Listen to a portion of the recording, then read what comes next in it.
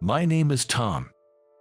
I'm a 35-year-old ordinary office worker, but there's one thing I can proudly tell people about. It's about my wife, Kelsey, whom I've been married to for 7 years. She's always cheerful, and her constant smile gives me energy. Every morning, she wakes up early to prepare a homemade lunch for me. Thank you always. You always take care of dinner and breakfast preparations. It's the least I can do, she said. She added, handing me a package with my lunch and another smaller one for the cupcakes. What's this? Cupcakes? Have you forgotten what day it is? It's the anniversary of our special start, she reminded me. Oh, right, I chuckled, reminded by Kelsey. Today is our wedding anniversary. I don't usually bake, but I got carried away today. Dinner will be a treat. I'll prepare plenty. Thank you. With the beautifully wrapped cupcakes in hand, I left home with a smile. This made me feel ready for the day. But my simple joy was about to be ruined. Oh, what's that? That poor-looking bag of sweets. During my break at work, as I was about to put my lunch and the homemade cake into the fridge in the break room, someone called out to me. It was Linda, my direct supervisor. For some reason, she always finds ways to be mean to me. Arms crossed, she looked down at me with a sly grin. Not again. How unpleasant. I didn't want to deal with her, but I couldn't ignore her. Linda, do you have something to say? No, not really. Just wondering why, with our company's decent salary, you're so fixated on saving. With your usual poor man's lunch and now this cheap-looking bag of sweets. Linda chuckled. It must be tough having a wife who's into saving, especially when her husband could be fired any day. Haha. I don't think that's an appropriate way to speak, I said, feeling my temper rise. This was especially true since she was insulting Kelsey, prompting me to respond more strongly than I intended. Oh, I'm just stating the truth. She smirked nastily, looking down at me. Realizing this conversation was pointless, I put the cake in the fridge and decided to leave. Wait, you're just going to leave without saying anything to your supervisor? Excuse me, I said coldly. Then, I walked past her without another word. So disrespectful, you'll see. I heard Linda mutter something but pretended not to hear. Sighing as I walked down the office corridor. Why'd Linda target me like this? She became my boss 8 years ago. Before that, we were colleagues who started in the same year. We got along well and even went out for drinks together. I thought our relationship wouldn't change even after she became my boss, but I was wrong. Her attitude changed abruptly the year after I got married. Enduring daily complaints and sarcasm became the norm. I was given only menial tasks and no longer trusted with important work.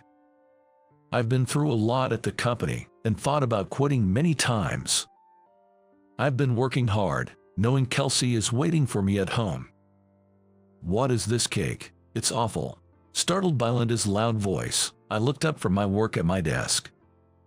She was holding a cupcake with a puzzled look on her face. Seeing the package on my desk, I immediately recognized it as the cake Kelsey had made for me. Hey, what are you doing? Even though she is my boss, it's outrageous that she touched my personal belongings. I couldn't help but raise my voice at such unreasonable behavior. But she just looked at me and smiled smugly. How can you eat something so tasteless? Is your wife's sense of taste off? Saying that, she threw the cupcake into the trash can next to the desk. I hurriedly peered into the trash can. The cake Kelsey had made was smashed, a pitiful sight. That's just too much. I shuddered with emotion. Humph, such a fuss over a mere pastry, Linda scoffed. Her angry voice drew the attention of other employees.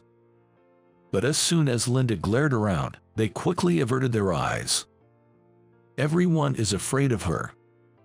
With unsteady steps, I moved away from the trash can and weakly returned to my desk. Is it really acceptable to discard my precious belongings into the trash? Such a violation, even if I'm not good at my job. Lost in shock, Linda showered me with more words. Today is your wedding anniversary, right? I read the message card from your wife. As a celebration, I'll give you overtime. I wonder if your wife will wait up late for you. She laughed annoyingly. Unable to think, I just sat at my desk, drained. The overtime work stretched into the late night, the clock hand well past midnight, and I continued working alone in the empty office. I couldn't even celebrate our wedding anniversary with Kelsey. I missed the last train and had to take a taxi home, but the lights at the house were off. She couldn't have waited that long. Unlike me, Kelsey balances housework and her job, living a busy life every day. There's no way she would wait up this late for me. I was so focused on organizing documents that I completely forgot to call her and tell her I would be late. Passing through the dark entrance, I headed to the living room. Suddenly, the living room lit up, and the sound of party crackers filled the room. Happy anniversary, darling. There was Kelsey, holding crackers, smiling at me. Tired from overtime, but I wanted to celebrate our anniversary together, so I stayed up late. The food might have gone bad, so I put it in the fridge, but I'll prepare it now. She cheerfully addressed me, still in shock. Yeah. Seeing Kelsey's warm smile, the tears I had been holding back overflowed. What's wrong? Seeing me suddenly cry, Kelsey rushed over. Sorry, something bad happened at work. What happened? Tell me. But I don't want to upset you. What are you talking about? We're a couple, aren't we? What kind of partner would I be if I don't listen when you're struggling? Kelsey. I lifted my somber face and slowly started to tell her about what happened at work. Hearing my story, Kelsey's face turned angry. That's just harassment, not work. You should quit a company that has a boss like that, Kelsey exclaimed. As much as the harassment is terrible, quitting isn't really an option. What if you get sick because of that supervisor? I don't want you to become ill. No, I don't think it will get that bad. Don't underestimate the impact on your mental health. We're going to the Labor Standards Inspection Office tomorrow, but they can't do anything without evidence, right? That's true. We need evidence. Kelsey's eyes gleamed ominously, and I shuddered. Just wait, I have something good, she said. Then she went to the next room and returned with something in her hand. I had a really bad feeling about this. This might be a bad idea. Why? It's just recording the sounds around you. She handed me a small voice recorder. The plan was to record the terrible things Linda said to me and take it to the Labor Standards Office. We can even claim damages for the mental anguish she's caused, Kelsey said. Her face lit up with a mischievous smile. No, recording my interactions with Linda is a bet. Are you okay with letting that awful boss get away with it? No, let's get revenge. Okay, I'll try recording. Pressured by Kelsey's intensity, I ultimately accepted the voice recorder. If I didn't act, Kelsey might take drastic action herself. I had to prevent that at all costs.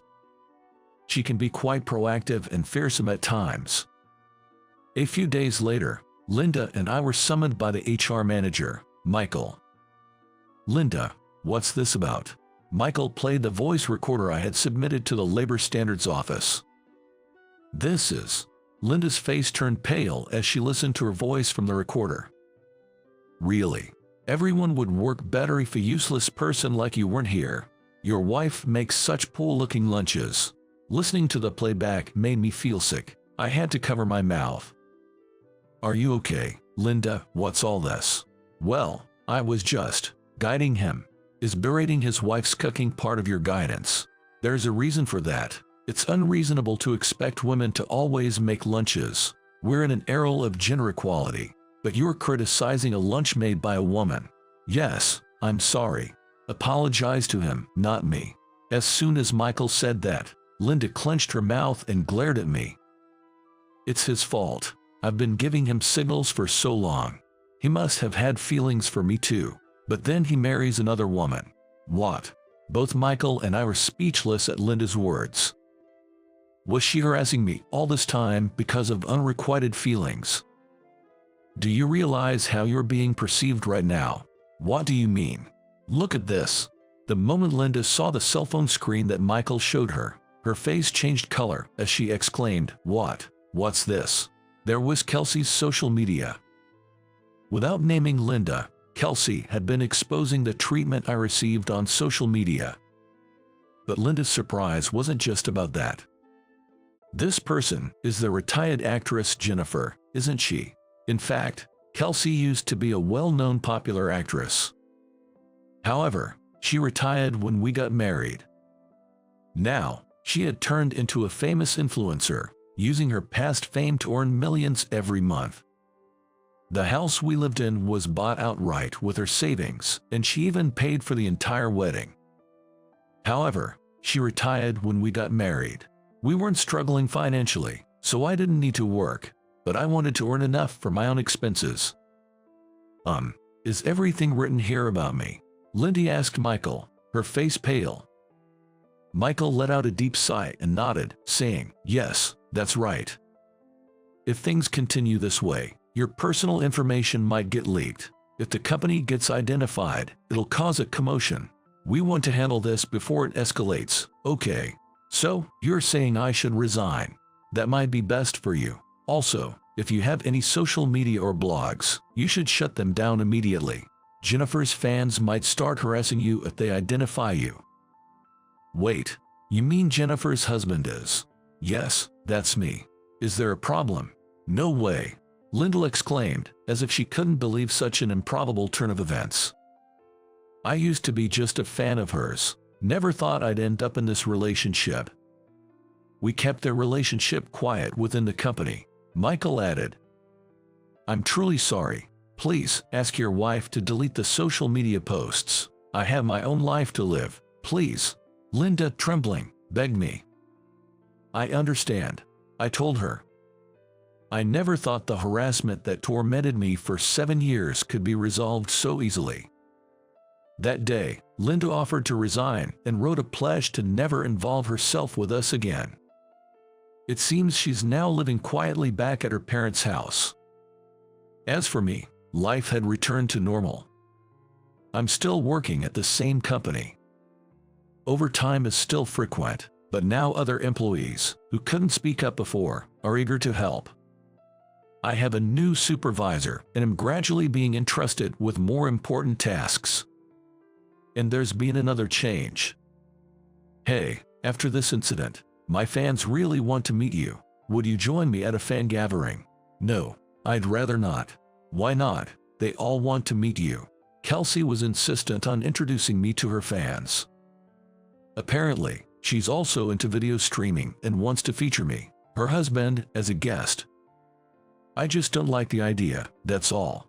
Oh, come on, it'll be fun. She hugged me as she said this.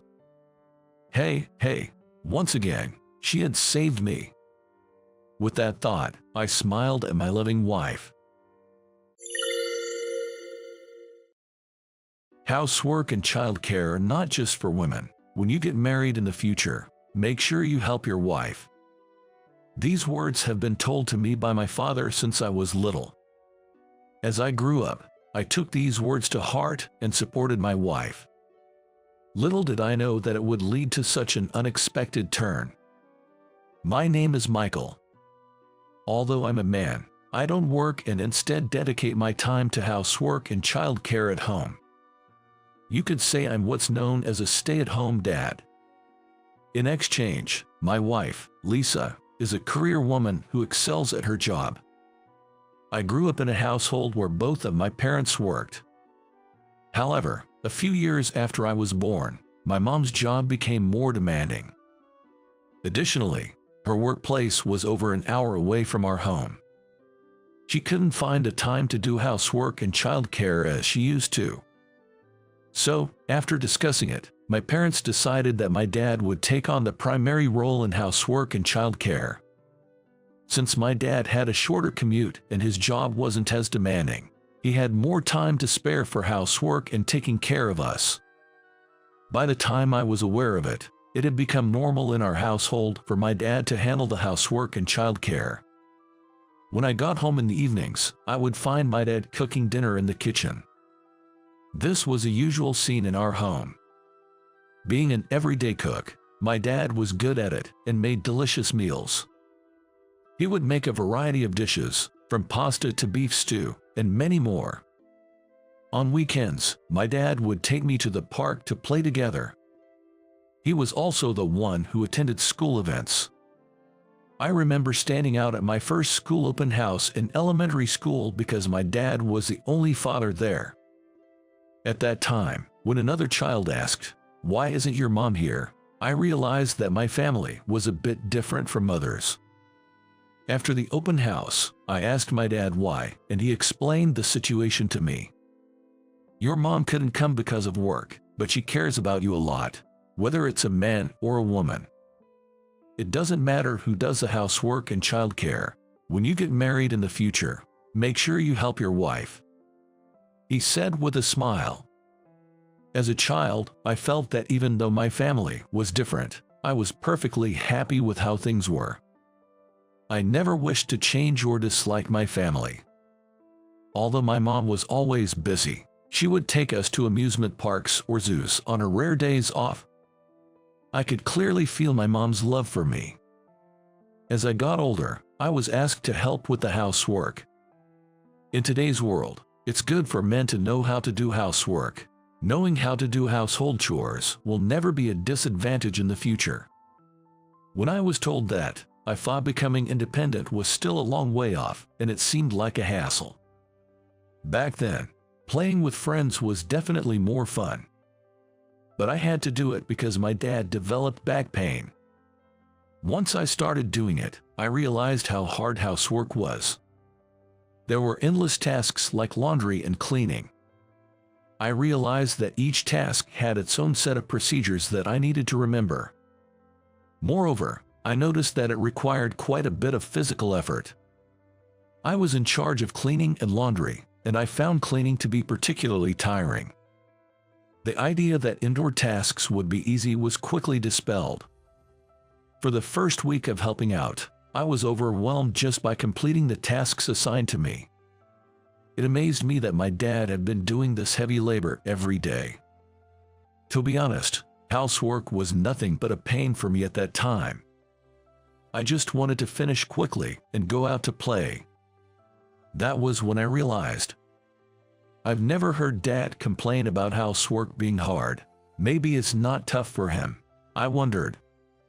When I actually asked my dad, he shook his head and said, "Yes, housework is hard for me too. When I first started, I wasn't good at it and often burned the food. It ended up making your mom worry more." "So why did you keep doing it?" "Because I wanted to support Mom. She works really hard at her company. Naturally, she's exhausted when she comes home. I wanted to help her out even just a little. If I do the housework, it reduces Mom's burden. You like Mom, don't you, Michael? If you try hard, it will make Mom happy." "Got it. I'll try to do it with that mindset." From then on, I changed my attitude and started doing housework more diligently. Even the toilet cleaning, which I disliked the most, I tried to do as carefully as possible. Then, I realized that I felt a sense of accomplishment when I finished. Looking at the clean toilet made me feel refreshed. Doing housework properly feels good, I thought. Thus, while it was tough, I started to find joy in doing housework and became more proactive in helping out. My dad thanked me, saying, "It really helps that you have been helping out more lately." It seems like Mom also heard about my efforts from Dad. "You helping out shows how much you've grown. Thank you." I was very happy when I was told this. I became even more motivated to do housework, especially cooking, which I got really into. Dad always did the cooking because it involved using knives and fire, and it was considered difficult. But I wanted to make Mom happy by cooking for her birthday, so I asked Dad for help. Dad agreed to help if it was for that reason. The dish I made was spaghetti. It's Mom's favorite and easy for beginners to make. My only experience with a knife was a little bit in home economics class, so Dad had to teach me everything step by step. Cutting the vegetables was hard, but I managed to finish it without any major mistakes. As I plated the dish and waited for Mom to come home, she arrived shortly after. "Happy birthday." I greeted her with celebratory words, and she was very happy. "Today's meal is your favorite spaghetti. Guess who made it?" When Dad asked, Mom looked surprised. "Cut it be, Michael made it." "That's right. It's my birthday present to you." When I said that, not only was Mom surprised, but she also had tears in her eyes. "I can't believe it. You used to just play around. This is truly the best birthday present." Receiving such high praise from Mom made me very happy. I'm so glad she's happy. I want to improve my cooking skills and make Mom and Dad happy, I thought. This experience led me to start helping out with cooking. At first, I made relatively simple dishes, but gradually I started making more elaborate meals. By the time I was in middle school, I could handle making dinner on my own. By then, I had also come to love cooking itself. I not only modified recipes Dad taught me but also created original dishes. Gradually, I became interested in a career related to food, and when I started job hunting in college, I focused on food companies. Fortunately, I got a job at a major food company. Even after joining the company, my love for cooking remained. I made my own lunch every morning and ate it during lunch break. One day, while eating at the office, my colleague Lisa asked me about it. "Hey, who made that lunch for you?" "Oh, I made it myself." "Really? It's so elaborate and has so many different things. I thought maybe your mom made it for you." "I live alone, so it's not my mom," I said with a laugh, and Lisa responded, "That's amazing. I'm not that good at cooking, so I'm a bit jealous. Do you want me to teach you? It's quite easy once you get the hang of it." I sent some recipes I had saved on my phone to Lisa's phone. "Thank you. I'll try making it right away." Lisa said that and left with a happy look. The next day, when I approached Lisa while she was eating her lunch, I noticed a slightly burnt hamburger in her lunchbox. "Oh, don't look at this." Lisa quickly hid her lunchbox when she saw me. Sorry. I followed the recipe you gave me, but I ended up burning it. The taste is also bland. Can I watch you cook next time? I want to get a little better at cooking." Sure." I was surprised by the sudden request but had no reason to refuse, so I agreed. On our next day off, I invited Lisa to my house and taught her how to make hamburgers. Lisa wasn't very skilled, but she listened to my instructions carefully, and we successfully made the hamburgers. The seasoning was perfect too. This became the start of Lisa and me cooking together on our days off. With each session, I was drawn to Lisa's lively and cheerful personality. On her birthday, I made a surprise cake and confessed my feelings. "I like your kind personality too, Michael." Lisa accepted, and we officially became a couple. A year later, we get married and were blessed with a daughter. We named her Sophie. Taking this as an opportunity, I decided to quit my job and dedicate myself to housework and childcare. Lisa loved her job and wanted to focus on it. She was a capable woman on the fast track to promotion. On the other hand, I was better at housework than Lisa and also loved children, so it was a natural choice. Both our parents agreed, saying such families are acceptable in today's times. Especially my dad, who supported me. "Michael, you'll be a great father. Call me anytime you need help," he said. Thus, I became a stay-at-home dad, taking on all the housework and childcare responsibilities. Focusing on our strengths, our household was running smoothly. However, there was one problem at Lisa's workplace. It was her boss, Robert. He believed in traditional gender roles, thinking men should work outside and women should take care of the home. Even when I quit my job, though he was from another department, he went out of his way to say, "It's crazy for a man not to work," after hearing rumors. Now, Robert had transferred to Lisa's department. Knowing about our family situation, he would often hurl insults at Lisa. Despite assigning her overtime work, he'd say things like, "Women should go home early and do housework." He didn't seem to think highly of working women in general, often making snide remarks to female employees. That man really makes me angry. Lisa would often complain about Robert when she came home. According to her, the worst was during drinking parties. Robert, when drunk, would start saying, "Women aren't suited for work. It's best for them to get married and stay at home." It was incredibly annoying, but no one could call him out due to his position as a department head, forcing them to endure his endless rants. Apparently, some female employees had even quit because of him. Lisa seemed to be managing, but it was clear she was under a lot of stress. I wish we could do something about him. The person who said it probably doesn't even remember, so it's a waste of time to take him seriously. Just ignore it and wait for the next personnel transfer to send him somewhere else, I suggested. Listening to Lisa's complaints and helping her relieve stress have become part of my daily routine. One morning, as usual, I was preparing Lisa's lunch to take to her company. According to Lisa, her colleagues thought she made the lunch herself. It wasn't that she said anything in particular. It just naturally led to a misunderstanding. I could imagine Robert making snide comments again if it came out that I was the one making it. And I didn't particularly want her coworkers to know I was the one preparing it, so I left it as is. The lunch was successfully prepared that day as well. But a small incident occurred. Sophie started a commotion after spilling her milk during breakfast. It seemed some of the milk got on her clothes as well. While I was dealing with this, it was time for Lisa to leave for work.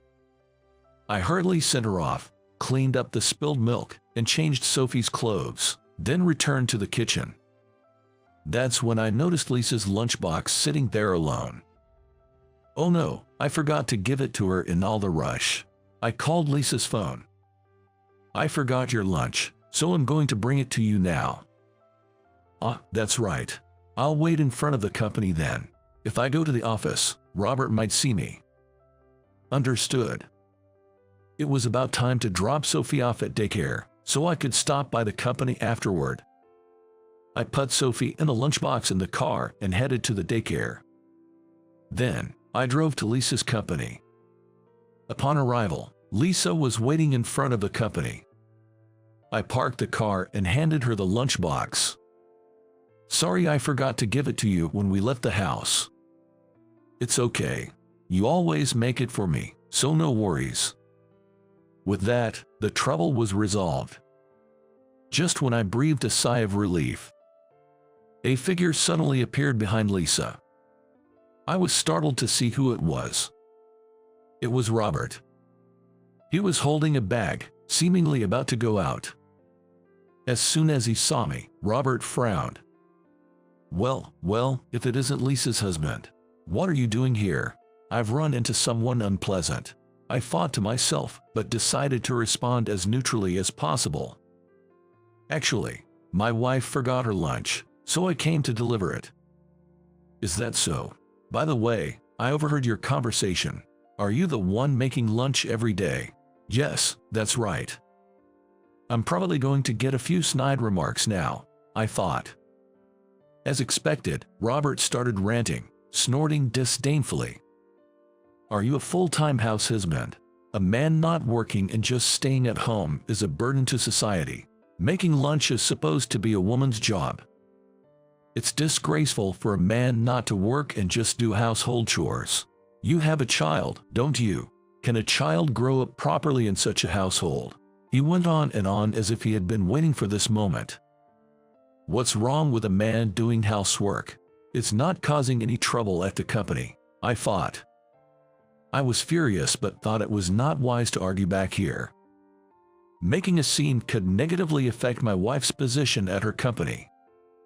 I was about to deflect a comment lightly when Lisa shouted. "Enough is enough," Lisa exclaimed loudly. I was surprised by my usually calm wife's outburst. Housework, including child-rearing and cooking, is a respectable job. We have discussed and agreed upon this division of labor in our household. Please don't meddle in our family's decisions. Besides, my husband being a stay-at-home dad doesn't inconvenience you, Robert. So please leave us alone," Lisa said firmly. Robert, taken aback by her assertiveness, mumbled something and walked away. Lisa calmed down and apologized. "Sorry for raising my voice. I was just so angry." "No, it's fine. If anything, I'm grateful. Thank you." I was genuinely relieved Lisa had spoken up, but I worried about the repercussions of standing up to her boss. Unfortunately, my concerns came true. Since that incident, Lisa became a bigger target for Robert, facing an onslaught of daily harassment. About a month later, Lisa was visibly exhausted. Moreover, it became clear from the newly announced personnel changes that Robert would not be transferred. "Why don't you quit the company? We have enough savings, and you can take your time to find a new job." "Well, maybe I should." Lisa agreed. However, a significant change occurred shortly after. The company's president was suddenly replaced by a woman. The previous president had fallen ill and could no longer work, leading to this change. The new president, being a woman, implemented a series of reforms from a female perspective. She promoted paternity leave for men and supported female employees in returning to work after pregnancy and childbirth, spreading ideas completely opposite to Robert's. Robert was demoted after a meeting with President Johnson exposed his discriminatory beliefs and history of harassment. Lisa decided against quitting and continued working as before. "The company has become so much more comfortable to work for," she said happily. In a few years, the company became popular among women for its positive reputation, and the number of female employees increased. We also started to gain attention as an exemplary couple. As proof, I was interviewed for the company newsletter, where I shared my views on housework and childcare. After the newsletter was published, I became known throughout the company group as a commendable stay-at-home dad.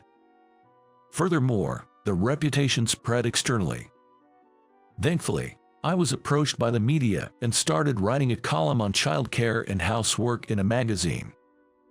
Initially anxious, I managed with the editorial team's help.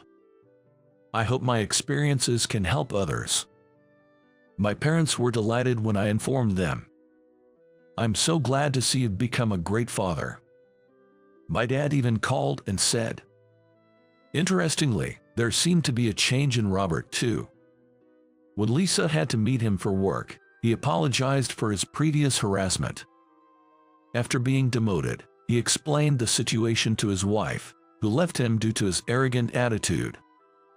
Facing the challenges of housework alone made him realize its difficulty. After convincing his wife to return, he began helping with housework. When he asked me for housework advice, I couldn't believe what was happening. Lisa was amazed. In any case, it's great that things have improved. Our family might be a bit unconventional, but Lisa and I are doing what we love. I want to continue protecting this happy home.